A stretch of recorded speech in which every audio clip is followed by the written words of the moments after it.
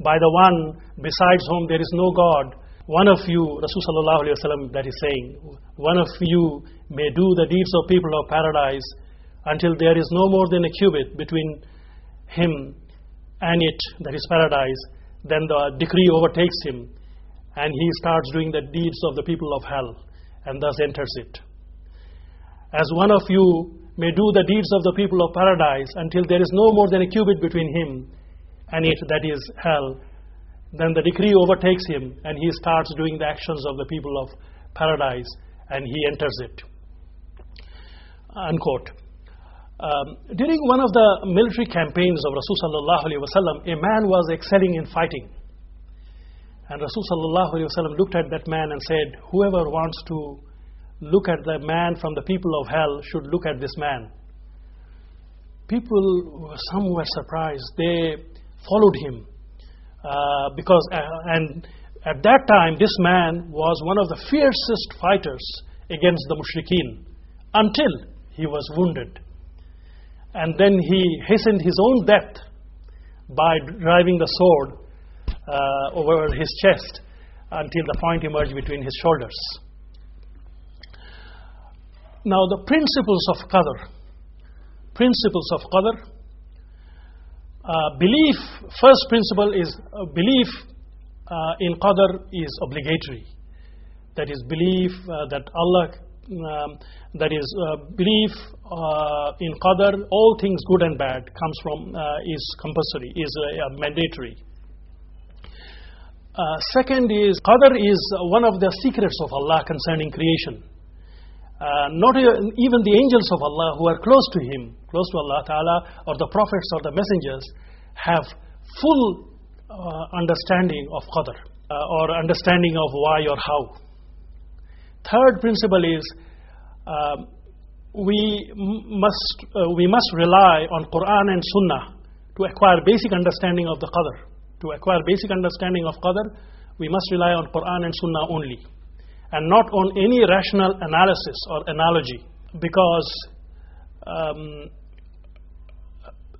some aspects of the Qadar are simply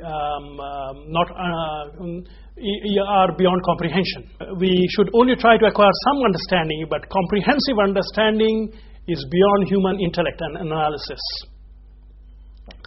Fourth is, it is not proper for Muslims to inquire into depth into the matter, inquire in depth into the matter, as inquiring into the depths of this matter would only mean that he will be left by Allah subhanahu wa ta'ala, and he will be left to satanic whispers and transgression and confusion. Because some aspects of Qadar cannot be comprehended by any human mind, no matter how brilliant it may be. Fifth aspect is, we should not ask why or how. As indicated earlier, Allah has withheld complete knowledge of Qadar from creation, and has forbidden the humans to seek to understand them. Allah says, "La yusalu amma yafalu wa hum yusalun," and He cannot be questioned as to what He does, but they will be questioned. Sixth principle is we have to understand that those who relied on rational analysis, those who tried to discuss the matter from a logical point of view or from rational point of view, have been misled, have gone astray in the past. Some denied Qadar altogether, Allah's prior knowledge altogether, and some said we are compelled. Some created a conflict between Sharia and Qadar, because the attempt to understand how Allah knew, wrote, created and willed is an attempt to understand the very essence of Allah's qualities, how these divine qualities operate, which are simply beyond our comprehension. For example, how Allah rises over the throne, or how Allah creates the deeds of His slaves. Those who discuss the matter from a rational point of view, indulged in discussing how Allah created the deeds of His slaves, even though the deeds stem from the individuals. How Allah knew what the slaves will do and how he obliged them to strive even though he knew what they will do, whether they will go to paradise or hell. Those who discuss this matter from the rational point of view became completely lost and confusion. They created conflicts between parts of the Quran, different parts of the Quran, and become completely lost and confused. Rasul sallallahu alaihi wasallam once became very angry with some of his companions when he saw them debating about Qadr. Rasul sallallahu alaihi wasallam said, is it what you have been commanded to do? Is it why I have been sent to you? Those before you, those who debated the matter before you were destroyed. I urge you not to dispute about it. Now, regarding the misguided groups, we'll talk about the Qadariya group and the Jabariya group. First, the Qadariya group. The Qadariya tried to relied completely on human logic and rational analysis. The Qadariya, relying on their rational analysis, tried to assert man's freedom of will to the extent that it denied Allah's prior knowledge, that is Qadr. They said Allah subhanahu wa ta'ala does not know anything before things happen. In other words, Allah, according to their belief, Allah issues commands, but He does not know who will obey them and enter paradise and who will disobey them and enter hell, until some of His servants actually obey them or disobey them.